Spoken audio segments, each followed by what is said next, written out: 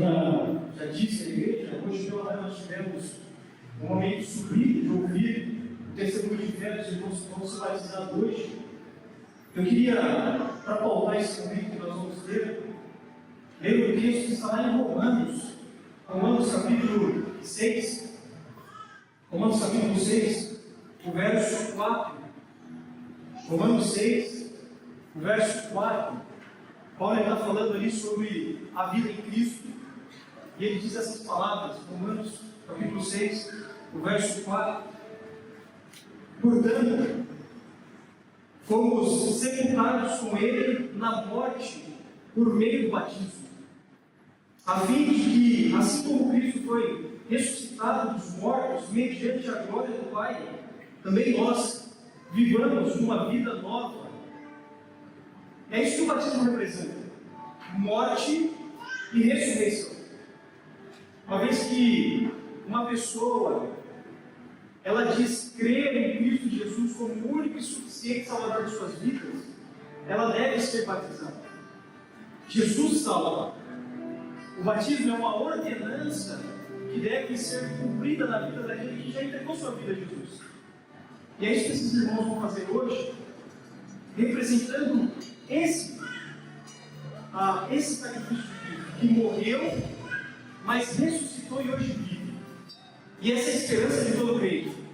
Ainda que a morte venha, até que a morte chegue, a esperança que nós temos que um dia nós ressuscitaremos com Cristo.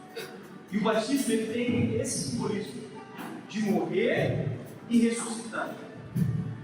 Foi essa decisão que a Maiara, que é a primeira pessoa que a gente vai batizar hoje, tomou assim também como um Caleb, e vai passar pelo batismo.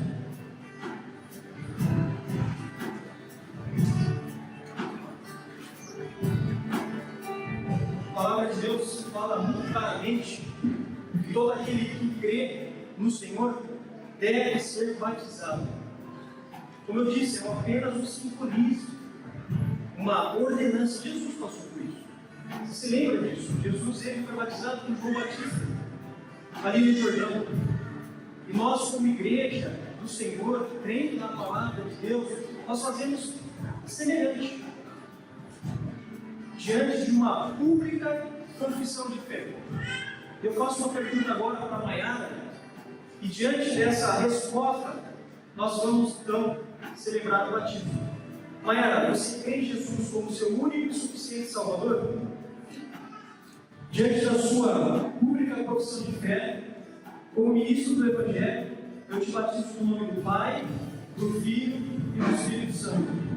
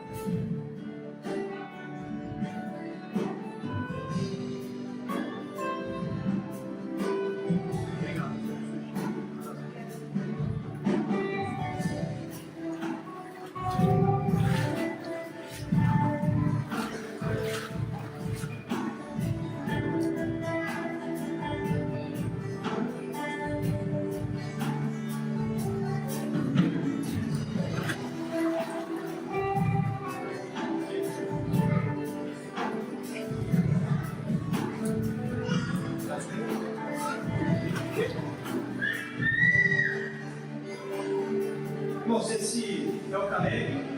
O Caleb também fez a sua pública profissão de fé hoje de manhã, falando de como ele conheceu Jesus. Ele falou uma frase muito interessante. Ele disse que ele não conheceu a possibilidade de não conhecer Jesus. Ele tomou uma decisão, mesmo sabendo quem Jesus era. Não precisou ninguém indagar, mas bastou a família acompanhar, alimentar quem Cristo era.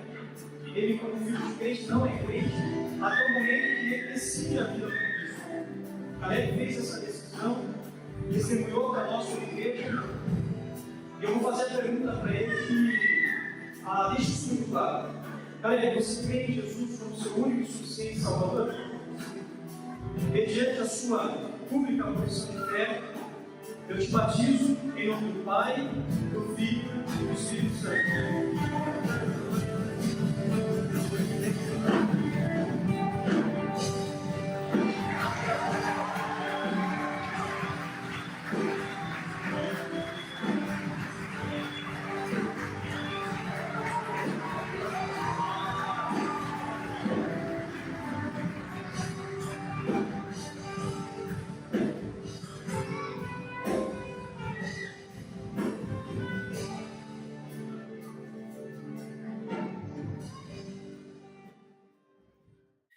Meus irmãos, o tema dessa noite para a nossa mensagem é a vitória na cruz. Nós temos caminhado em Colossenses, a carta que Paulo escreve a essa igreja. O tema geral você já sabe, Cristo é tudo em nós, é tudo em todos. Cristo é tudo que nós precisamos, Ele é tudo que nós necessitamos, Ele é o conhecimento que nós precisamos. Cristo é tudo em todos, Ele é tudo em nós. Não há vida fora de Cristo. Cristo é tudo que eu e você precisamos. E hoje, nesse recorte do texto de Colossenses capítulo 2, versos 13 e 15, nós vamos ver a vitória na cruz. É o que Paulo vai lembrar àquela igreja.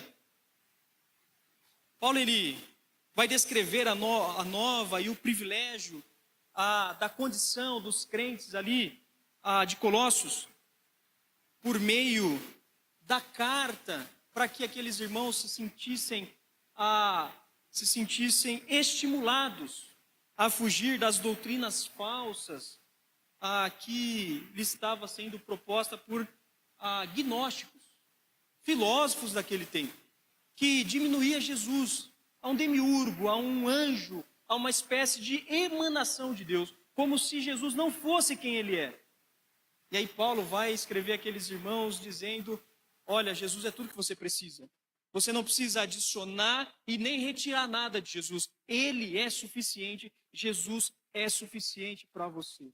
Então, o que os gnósticos, os inteligentes, os intelectuais de plantão daquele tempo diz, nada tem a ver com Jesus. Jesus não é um Deus menor. Jesus não é um anjo ou uma emanação de um Deus, um semideus. Jesus é o próprio Deus. E aí ele escreve dizendo a esses irmãos: fiquem firmes, não caiam em ciladas, na qual esses homens mal intencionados têm falado a vocês. O apóstolo, meus irmãos, ele sabia que se os cristãos tivessem uma noção clara da sua real identidade em Cristo, jamais eles iam se preocupar em buscar supostos benefícios fora de Cristo. Se a consciência dos cristãos daquele tempo fosse clara em relação a Jesus, eles não precisavam adicionar e nem diminuir algo em Cristo. Basta a gente entender, e isso serve para nós hoje, que Jesus é de fato suficiente. E a grande ideia do texto que nós vamos ler hoje, ela é muito clara. Muito clara, o texto nos deixa isso claro. Por meio da morte e ressurreição de Cristo, Deus nos vivificou, cancelou toda a culpa e derrotou completamente os poderes espirituais que nos oprimiam. Eu leio para você mais uma vez para que você possa entender isso. A grande ideia do que nós vamos falar hoje, nessa noite. E eu quero que você vá com isso fixo na sua memória para casa. Por meio da morte e ressurreição de Cristo, Deus nos vivificou, cancelou toda a culpa e derrotou completamente os poderes espirituais que nos oprimiam. Todos nós, meus irmãos, todos que estão nesse auditório, todos nós enfrentamos três grandes inimigos. Todos nós. A morte, a culpa e a opressão espiritual. Você vai entender isso no decorrer da mensagem. Todos nós Não há um aqui que não sofra com esses três grandes inimigos: morte, culpa e opressão. Nós lutamos contra essas coisas. Em Colossenses capítulo 2, o verso 13 a 15, Paulo mostra que Cristo já resolveu essas coisas, esses problemas, essas realidades que nós vivemos. Paulo deixa claro que Jesus já resolveu isso. Não parcialmente, não pela metade, mas Jesus já resolveu isso totalmente, de maneira definitiva. Já está resolvido para aquele que crê. Meus irmãos, Cristo não apenas morreu por nós, Ele venceu por nós. Nós nos tornamos vitoriosos em Cristo a partir do sacrifício dele. Ele venceu por nós. Eu leio para você o texto, Colossenses capítulo 2, verso 13 a 15. Olha só o que diz a palavra de Deus através do apóstolo Paulo, nesse recorte de uma carta com 4 capítulos, 95 versículos, que você lê muito rapidamente, se você tiver interesse nessa carta. Colossenses capítulo 2, verso 13 a 15, Paulo diz: quando vocês estavam mortos por causa das transgressões, do pecado, da incircuncisão da carne de vocês, Deus lhe deu vida com Cristo. Ele nos perdoou de todas as transgressões e cancelou a escrita de dívida que consistia em ordenanças e que era contra nós.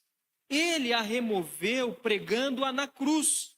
E depois de ter despojado os poderes e as autoridades, humilhou-os publicamente quando triunfou sobre eles na cruz.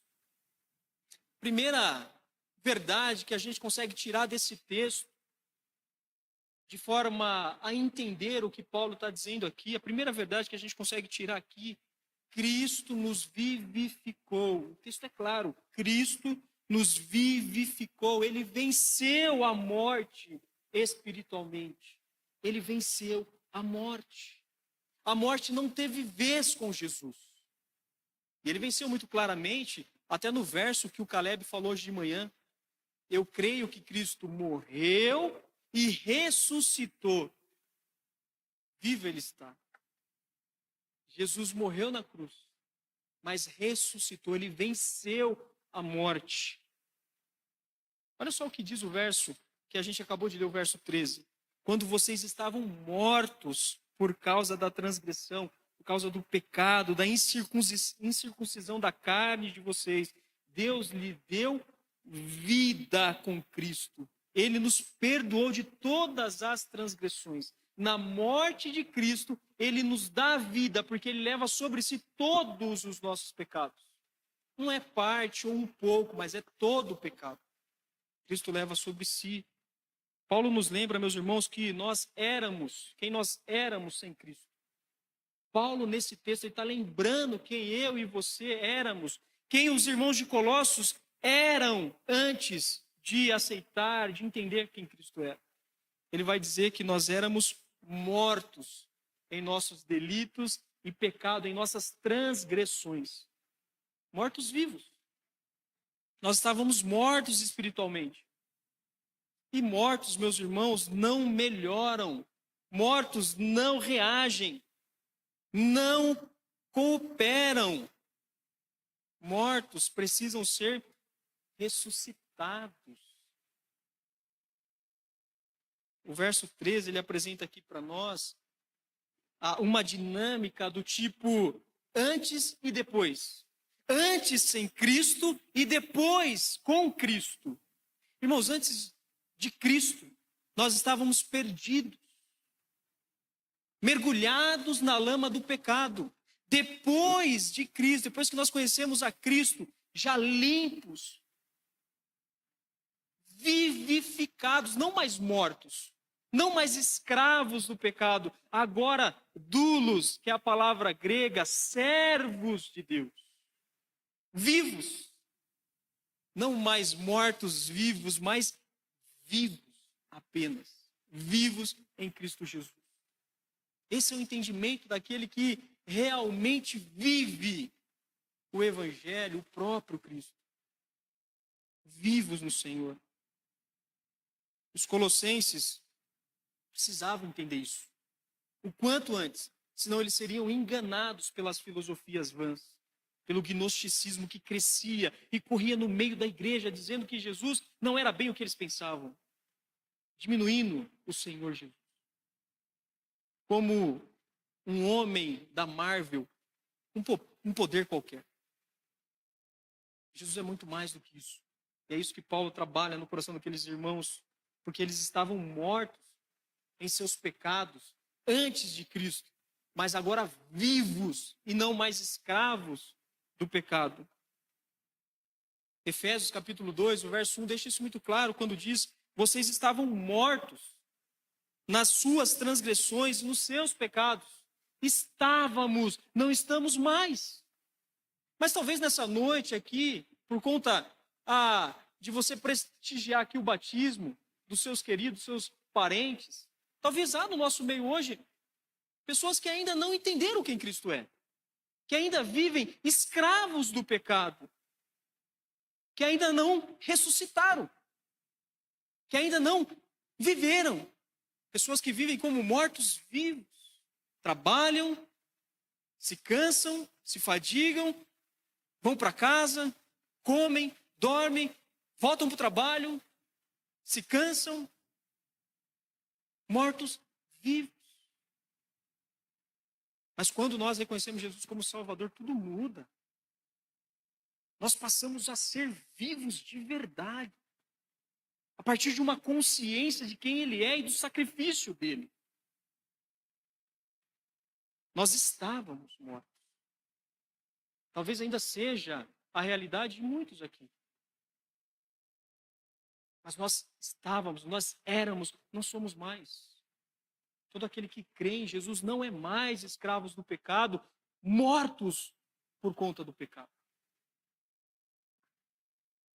Ele fala aqui da incircuncisão da carne. Eu já expliquei isso para você no domingo passado, mas eu quero relembrar aqui. O judeu, todo judeu, ele passava pela cerimônia de circuncisão. Ele tinha o prepúcio do órgão masculino retirado. Era uma coisa do judeu. Era comum entre eles. Mas aqui Paulo não está falando da circuncisão da carne, até porque havia gentios na igreja de Colossos. E gentil seria como eu e você. Nós não somos judeus, nós somos gentios. Nós entendemos o evangelho. Somos filhos de Deus por adoção. Jesus morreu e nos deu a oportunidade de ser filhos de Deus. Somos filhos de Deus por adoção, não gentil. E a circuncisão da carne que ele diz aqui não é física mais. Mas agora é uma circuncisão do coração. É espiritual. É retirar esse coração de pedra incrédulo e deixar Deus transplantar um coração de carne. Um coração que bate vivo, porque entende o sacrifício de Cristo Jesus. Essa é a incircuncisão ou a circuncisão de que Paulo traz. Eu tinha um coração morto, mas agora eu tenho um coração vivo, porque eu creio em Jesus. E Ele faz nova todas as coisas. A incircuncisão da carne, ela mostra que a nossa natureza humana, inclinada para o pecado, era totalmente incapaz, meus irmãos, de agradar a Deus. A nossa inclinação pecaminosa, ela nunca nos deixa ou nos deixaria aceitar Jesus. Nós somos inclinados ao pecado. Gênesis capítulo 3 deixa isso claro para nós. O homem cai, traz o pecado para o mundo. E a partir daí toda a humanidade, ela vive um defeito de fábrica. Por isso que Romanos 3, o verso 23 vai dizer: todos pecaram. Não há um aqui nesse auditório que não pecou. Até o bebê mais bonito dessa igreja. Todos pecaram e carecem da graça de Deus. Estão separados, destituídos da glória de Deus. Precisando de um transplante, de tirar aquele coração de pedra e pôr um coração de carne. Essa é a incircuncisão espiritual que Paulo está falando. Eles estavam mortos espiritualmente, em virtude de uma incircuncisão da carne. Paulo se refere aqui a atos de desobediência. O que nós somos sem Cristo? Desobedientes. Desobedientes. Porque o pecado entrou no mundo por uma desobediência. O homem, Adão e Eva, vivia no lugar dos prazeres. Éden significa isso, prazer. Jardim dos prazeres. Mas faltou na consciência daquele homem, daquela mulher, a noção de prazer. Eles queriam mais. Eles queriam mais e eles desobedeceram uma ordem clara. Está vendo aquela árvore? Você não pode comer dela. Usufrua de tudo, menos daquela árvore. Não coma.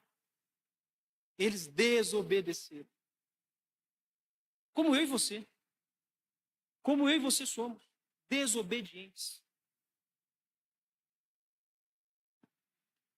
Ao usar essa expressão, incircuncisão da carne, o apóstolo Paulo ele se refere à natureza pecaminosa, à incredulidade do nosso coração, mostrando para nós o anseio que nós temos de um Salvador, de Cristo, o nosso Senhor. Romanos, capítulo 7, o verso 5 diz: pois quando éramos controlados pela carne, pelos nossos desejos e impulsos, as paixões pecaminosas despertadas pela lei atuavam nos membros do nosso corpo, de forma que dávamos fruto para a morte. Por que as pessoas vivem vícios? Por que as pessoas se aprofundam e se afundam em pornografia? Por que as pessoas trazem maldição para os seus casamentos? Porque elas dão lugares à carne. Por que há muita profanação? Porque pessoas dão lugar à carne. Por que elas se embebedam?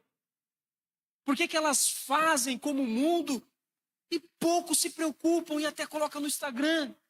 Porque elas dão lugar à carne. A carne fala mais alto, eu não tenho controle sobre isso. Pois quando éramos, não somos mais, meus irmãos, quando éramos controlados pela carne, pelas paixões pecaminosas. Se você é crente, você que se batizou hoje, você que chegou na nossa igreja como membro hoje, se você tem vivido pela carne, você precisa pensar se você se converteu de verdade. Você que se batizou hoje, não viva pela carne. Não dê lugar à carne. Que a sua paixão seja Cristo. Somente Cristo. Porque nós não somos mais escravos. Nós não vivemos mais condicionados às paixões da carne. Como cristão, como alguém que reconheceu Jesus como Salvador, nós lutamos contra o pecado, contra a carne. Nós lutamos, mas nós não damos lugar. Porque se nós dermos, isso mostra muito claramente que nós nunca fomos o que dissemos que somos. Nós nunca fomos cristãos. Se nós caímos sempre no mesmo pecado, se nós deixamos a carne superar o sacrifício de Cristo, talvez você nunca foi cristão. Pense sobre isso. Pense sobre isso. Nós dávamos lugar à carne, hoje nós não fazemos mais. Porque Cristo vive em mim. Eu não faço. Considere isso. Mas Deus, diz o texto, vos vivificou juntamente com Ele, trouxe vida ao ponto que você entendeu quem Ele é. Você não é mais um morto-vivo. Você não dá mais lugar à carne. Você agora entendeu quem Cristo é. Não é apenas dar a vida, meus irmãos, mas é unir-se a Ele. É fazer parte do próprio Cristo ressuscitado. É Cristo em vós. É Cristo morando, habitando em você. Não vivo mais eu, Cristo vive em mim. Como posso ainda viver no pecado? Não casa as duas coisas. É água e óleo. Não se mistura.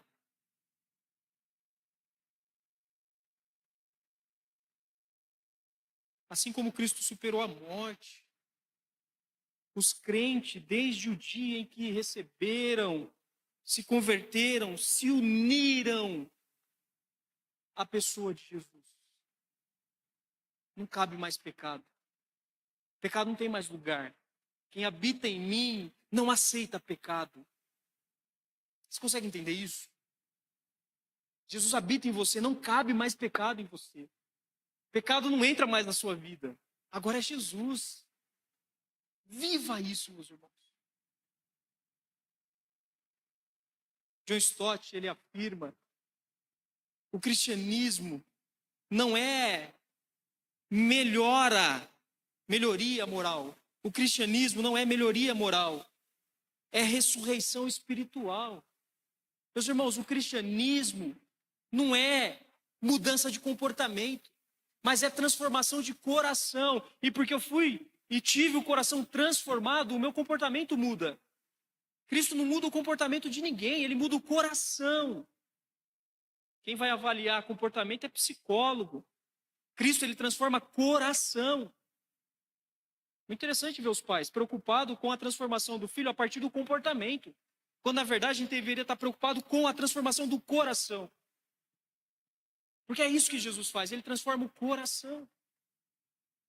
O cristianismo não é uma melhora moral, mas é ressurreição espiritual, é tirar da morte para a vida. Há muitas pessoas que mudam o comportamento, mas não mudam o caráter, não mudam o coração. Conhece alguém assim? Vive na igreja, canta no louvor, prega, dá aula, mas não tem o caráter transformado. Jesus, ele muda o coração. A segunda ação salvífica que o apóstolo Paulo ele menciona é o perdão de Cristo. No momento da conversão, nós fomos perdoados. E ele diz aqui, perdoados do quê? De toda a transgressão, diz o texto. De todo o pecado. Jesus não trabalha de forma parcial. Eu vou perdoar um pecado aqui, outro lá não sei quando. Ele faz isso no momento que nós nos convertemos. Ele nos limpa de todo o pecado. Então isso não pode condenar você. Aquilo que você fazia e não faz mais, não pode condenar você. Porque todas as coisas se faz nova nele. Paulo diz que todos os descaminhos que o povo de Colossos vivia, trilhavam, receberam absolvição em Deus. Tudo que eles faziam de errado foi absolvido no sacrifício de Cristo. Meus irmãos, tudo aquilo que nós fizemos no passado foi absolvido no sacrifício de Jesus, ao ponto que você creu em Jesus. Por isso ele ressignifica a vida. Por isso ele dá nova vida a homens mortos, a mulheres mortas. Faz nova todas as coisas. A segunda lição que a gente consegue tirar desse texto, Cristo cancelou nossa dívida. Ele nos trouxe redenção. Verso 14 deixa claro para nós que ele removeu toda a culpa. Toda a culpa. Acompanhe comigo o verso 14. E cancelou a escrita de dívida que consistia em ordenanças e que era contra nós, ele a removeu pregando-a na cruz. Meus irmãos, se Deus nos vivificou, se ele nos deu vida, qual é a base dessa nova vida em Cristo? Paulo ele responde. A base para essa nova vida em Cristo é o perdão total, é o cancelamento da nossa dívida. Meus irmãos, nós acabamos de celebrar a ceia e eu pude dizer para você que o preço foi alto, foi preço de sangue. Jesus paga a nossa dívida. Dívida essa que começou lá no Éden, quando o homem peca, e nós continuamos essa vida até que Cristo chega e vai ali e paga a nossa dívida com precioso sangue. Ele sofreu, levou sobre si o nosso pecado. Ele derramou sangue. Escrita de dívida, como Paulo coloca aqui, é um registro legal de tudo que devíamos diante da lei. Nossos pecados eram uma nota promissória que nunca poderia ser paga. Você que é mais antigo, você sabe que é uma nota promissória. Nós não teríamos condições de pagar isso. E Jesus vem e paga. Cristo não apenas riscou a nossa dívida, ele a removeu inteiramente. Está zerado. Está zerado. Está zerado. Ele removeu toda a nossa dívida. Nós não devemos mais nada. Mais nada. E ele pega essa nota promissória, esse documento daquilo que nós devíamos, e ele a prega na cruz, juntamente com ele, para dizer que está pago. A imagem ela é poderosa. Não sei se você se lembra dessa imagem que foi retratada por Hollywood em um filme, Paixão de Cristo. Quando Cristo foi pregado na cruz, nossa dívida foi pregada junto com ele, meus irmãos. Nós não devemos mais nada. No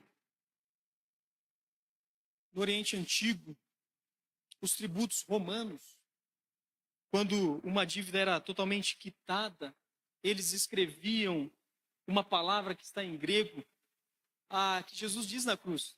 Quando uma dívida era paga de forma jurídica ou ao devedor, se escrevia uma palavra testelestai, que é a palavra grega para dizer está pago. Tetelestai, está pago. Jesus fala essa mesma palavra na cruz. Está consumado. Eles não devem mais nada. E ele fala isso em grego. Ele fala todo o contexto em aramaico. Mas na hora que ele vai dar a última palavra, essa é a última palavra de Jesus. Está consumado. Nós não devemos mais nada. Está pago. João 19:30 diz isso. Está consumado, está pago. A ideia de Paulo aqui é muito óbvia, meus irmãos. Paulo, ele deixa claro que Deus, ele é o nosso credor. Ele é o nosso credor. Diante da presença de Deus, nós sempre seremos devedores. Diante de Deus, eu e você sempre seremos devedores. Mas quando nós estamos em Cristo, nós temos um credor. E nunca estaremos devendo nada, porque Cristo já pagou. Está consumado. Está consumado. E não há nada que nós façamos para que nós quitemos a dívida, porque ele já fez tudo. Você pode fazer tudo na igreja, você pode fazer boas obras, você pode ajudar o pobre, você pode dar esmola no farol. Isso não vai servir de nada, porque já foi consumado. O Senhor já pagou, ele já se fez sacrifício por nós. Nós não precisamos de sacrifício. Nós não precisamos subir o monte mais. Nós não precisamos ir até Israel, mergulhar no Rio Jordão, para se sentir salvos, sem dívida. Ele já se fez sacrifício por nós. O que nós vemos, igreja, Brasil afora, são pessoas se sacrificando. Pessoas que vão até a Aparecida do Norte e andam toda aquela longura de joelhos no chão, como se estivesse fazendo algo para não ter mais culpa. Não precisa mais de sacrifício. Jesus já se fez sacrifício por nós. Ele é tudo em nós.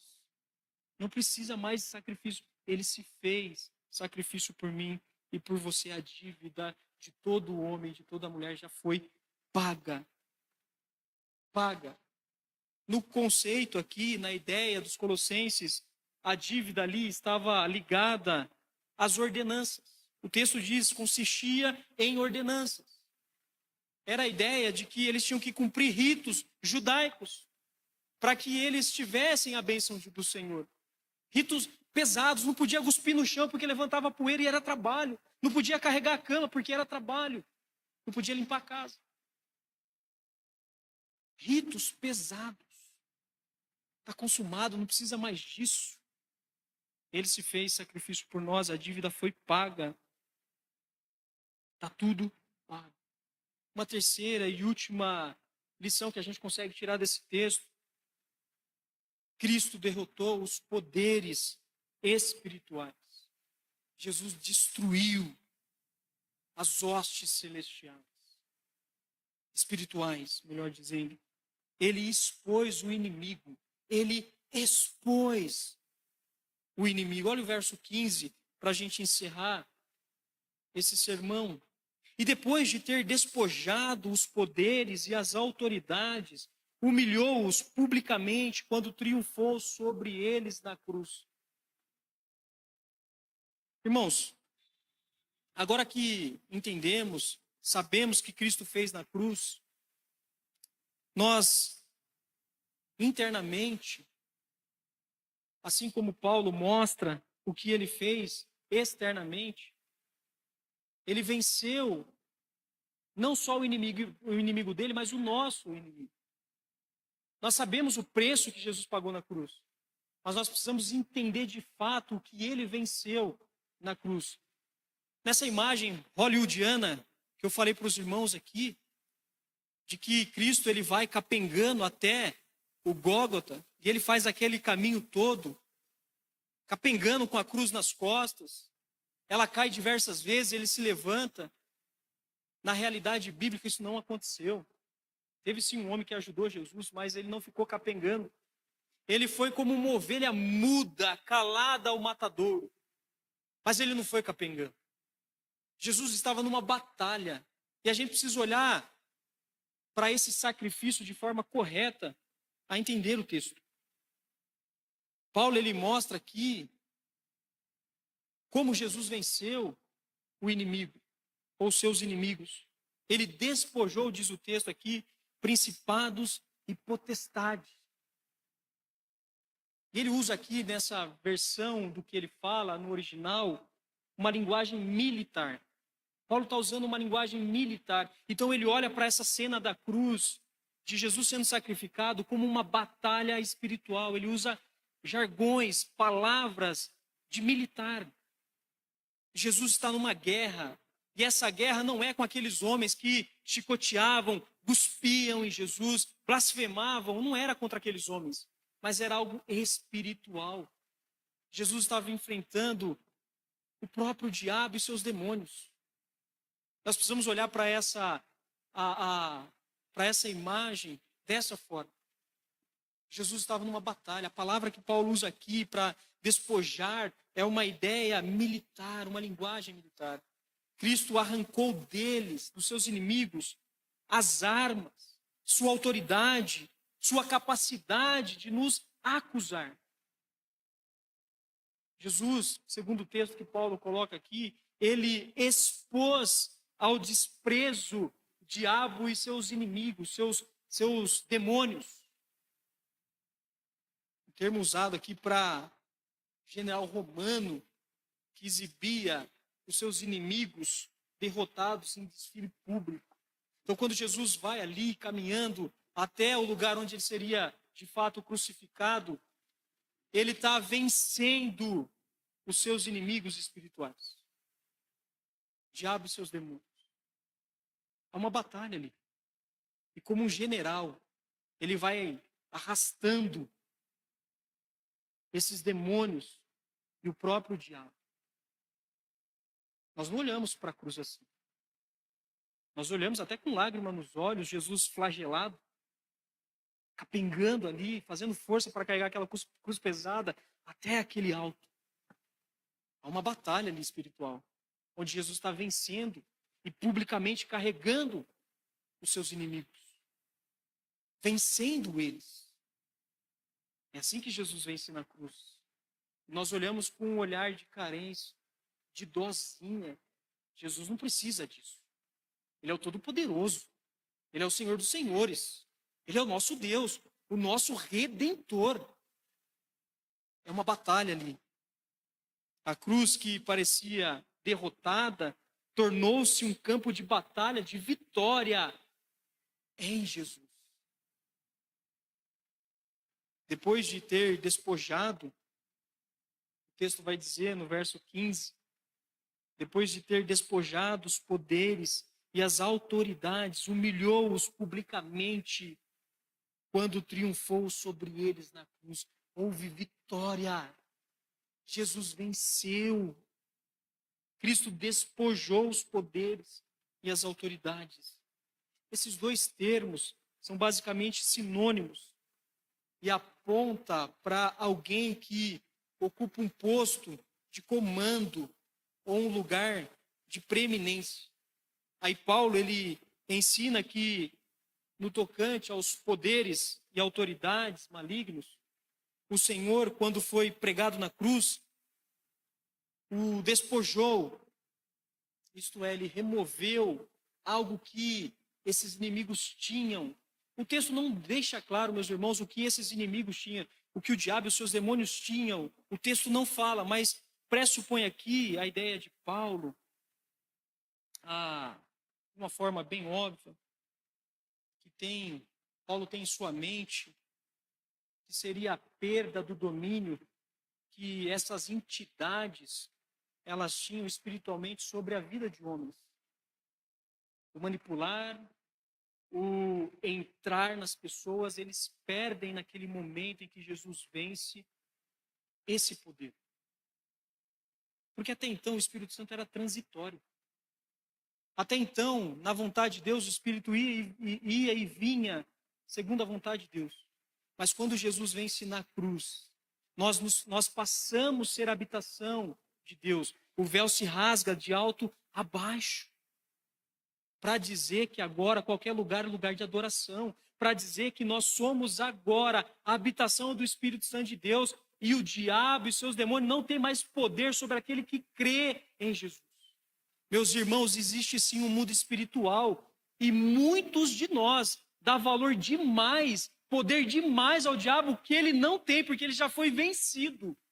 Ele não tem poder sobre sua vida. Se você crê em Jesus, o diabo não tem poder. Ele já foi derrotado nessa batalha até aquele alto onde Jesus foi crucificado. O diabo não tem poder mais sobre a nossa vida. Ele pode te tentar, mas ele não te possui. Ele não domina você. Ele não te faz mais um endemoniado. Ele não tem poder para isso. O diabo já foi derrotado com seus demônios. E nós precisamos entender isso. Há igrejas, Brasil afora, fazendo conversações, entrevista com o diabo. Como é possível isso se Jesus já venceu? Será que eles não leram esse texto? Será que eles estão fugindo da verdade da palavra de Deus?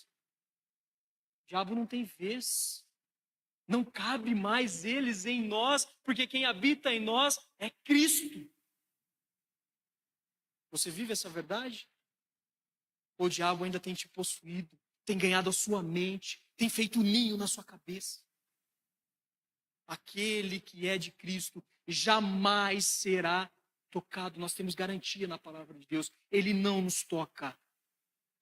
Ele não nos toca. Eu não sei de onde você vem, eu não sei o que você já aprendeu, mas a Bíblia é clara. Ele não te toca. Jesus já venceu na cruz e ele levou ali, expondo publicamente a sua vitória. Jesus venceu. Jesus venceu. Amém? Não seja escravo do pecado. Não seja escravo do diabo. Que Jesus já venceu. Isso fica muito claro, fica evidente. Você voltando um pouquinho, um capítulo 2, capítulos antes, em Colossenses capítulo 1, verso 13 e 14, quando ele fala, o próprio Paulo dizendo nessa carta, pois ele, Jesus, nos resgatou do domínio das trevas. Nós éramos dominados, não somos mais, ele não tem mais poder. Ele nos resgatou do domínio das trevas e nos transportou para o reino do seu Filho, o qual venceu. Meus irmãos, nós adoramos um Deus vivo, que venceu e que despojou todo o poder que poderia haver no diabo. E havia, ele tocou Jó, você lembra? Ele trouxe doença em Jó. Mas agora, sendo a habitação de Deus, ele não tem poder nenhum. Nenhum. Quando eu vejo algum irmão mal informado, que faz uma má interpretação da palavra de Deus, dizendo: olha, o diabo está me tentando e eu estou quase caindo. Não sabe de nada. Vai ler a Bíblia, vai entender a palavra de Deus, vai orar mais, vai jejuar, vai compreender o sacrifício de Cristo. O diabo não nos toca, porque Jesus já venceu. E porque ele venceu, nós somos vencedores em Cristo Jesus, ao ponto que nós cremos. Ao ponto que nós cremos. O batismo não santifica ninguém.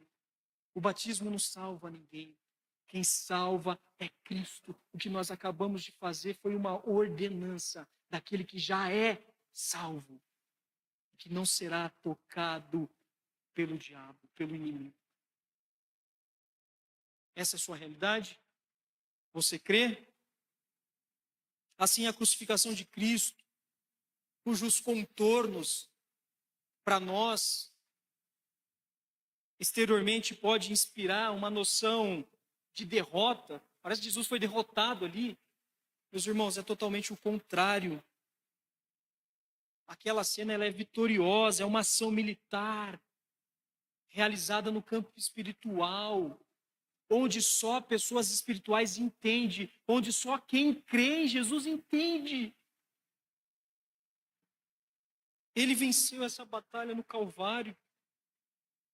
Ele pagou o preço por cada pecado humano. Cristo fez. Ele fez que os principados e potestades do mal perdessem a sua força. Para de dar ibope para o diabo quando ele não tem. Para de dar força ao diabo e seus demônios quando ele não tem. Jesus já venceu. O texto diz que o Senhor fez dele um espetáculo. Ele fez das potestades do diabo um espetáculo público. Ele deixou exposto: eu venci. Para de dar ibope ao diabo. É como se a cruz tivesse sido, meus irmãos, pensa nisso. Aquela cruz que Jesus está levando em seu ombro, é como se aquela cruz, ela fosse um carro de batalha, sobre o qual Cristo desfilou triunfantemente à frente dos poderes demoníacos, expondo ao vexame a sua vitória. Jesus como um carro de guerra, mostrando a sua vitória, colocando abaixo dos seus pés os demônios e o diabo. É isso que aconteceu na cruz. Mas a nossa visão é míope, nós queremos deixar romântico demais o sacrifício de Cristo, quando não é. Foi batalha espiritual por mim e por você. Foi um alto preço. Você não é mais escravo do pecado. Você não deve viver mais pecando, porque Jesus já venceu. O diabo não tem poder sobre você. Entenda isso hoje. E seja salvo. Amém? Que o Senhor fale ao seu coração, que você possa viver a vida em Cristo. Não saia daqui sem entender. Se você tem alguma dúvida, eu vou estar à porta, eu quero cumprimentar você. Fale comigo. Jesus, ele tem poder suficiente para mudar a sua história, para mudar a sua trajetória, para fazer novas todas as coisas, transformar seu casamento, os seus filhos, a sua vida. Nós vamos encerrar o culto adorando o Senhor. O louvor vai vir à frente. Peço para você ficar em pé, nós vamos orar, agradecendo o Senhor por esse culto. Obrigado você que nos visita nessa noite, que o Senhor fale realmente ao seu coração, que você possa voltar para casa feliz, você possa voltar cheio da palavra de Deus. Não vá embora correndo, nós temos um café aqui no fundo, nós queremos te conhecer, bater um papo com você. Me cumprimente na porta, quero te dar um abraço, apertar sua mão. E eu desejo sinceramente que Deus te abençoe. Baixe sua cabeça, feche seus olhos. Pai Santo, nós somos gratos, Deus. Gratos pela tua palavra pregada, Senhor. Gratos pela verdade que ela nos traz. Pai Santo, o Senhor venceu. E venceu com folga. O Senhor venceu e ainda expôs. Muito obrigado, Senhor. Porque o Senhor venceu, nós também vencemos. Porque o Senhor ressuscitou, nós ressuscitaremos também. Pai Santo, que a tua palavra tenha ficado clara a cada coração nessa noite. E que ela encontre, Senhor, corações abertos a receber essa palavra. Deus Santo, toda a verdade foi pregada nessa noite. Sem reservas. Porque nós cremos na tua palavra. Nós cremos que o Senhor salva, que o Senhor redime o homem. O Senhor muda os corações. O Senhor tira o coração de pedra, o Senhor coloca o coração de carne. Um coração onde se inclina ao Senhor. Um coração onde deseja conhecer mais de ti. Senhor, essa palavra é para todo aquele que entendeu. Senhor, que o Senhor possa regenerar, resgatar pessoas nessa noite. O Senhor possa transformar. Não permita, Senhor, que saiamos desse lugar da mesma forma que nós entramos. Mas que o Senhor possa dar vida nova a cada um de nós. Que haja de fato transformação no nosso coração. Que a graça do Senhor Jesus, que o amor de Deus, o nosso Pai, e a consolação do Espírito Santo seja sobre todo o povo de Deus espalhado pela face da terra, hoje e para todo sempre. Amém e amém. Que Deus te abençoe. Vamos juntos adorar.